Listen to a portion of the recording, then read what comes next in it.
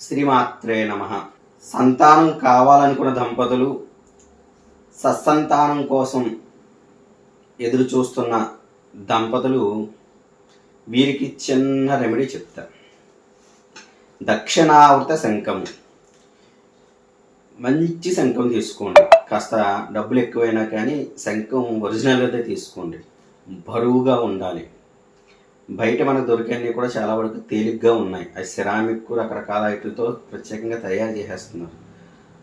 ఒరిజినల్ది దక్షిణావృత శంఖం చాలా బరువుగా ఉంటుంది.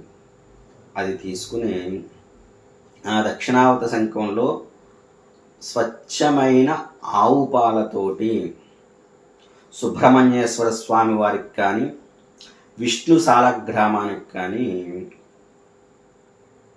అభిషేకం చేస్తూ ఉండాలి. ఏదైనా చిన్న విగ్రహం కొనుక్కుని ఇంట్లో చేసుకున్నా పర్వాలేదు, లేదా దేవాలయంలో అభిషేకం చేసుకున్నా పర్వాలేదు. దక్షిణావృత శంఖంలో ఆవు పాలు పోసిన దానితో విష్ణు సాలగ్రామానికి కానీ లేదా సుబ్రహ్మణ్యేశ్వర విగ్రహానికి కానీ ఇంట్లోనే చేసుకోండి. ప్రతినిత్యం కుదిరినన్ని రోజులు చేసుకుంటూ ఉండండి. తద్వారా సత్సంతానం ఖచ్చితంగా కలుగుతుంది.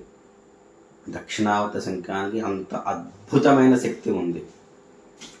సత్సంతానం కావాలనుకున్నవారు, వంశ అభివృద్ధి కావాలనుకున్నవారు ఈ ప్రక్రియ చేసి చూడండి. ఫలితం మీరే చూస్తారు. జాతక పరిశీలన, వాస్తు సలహాల కొరకు ఈ నెంబర్కి వాట్సాప్లో సంప్రదించగలరు.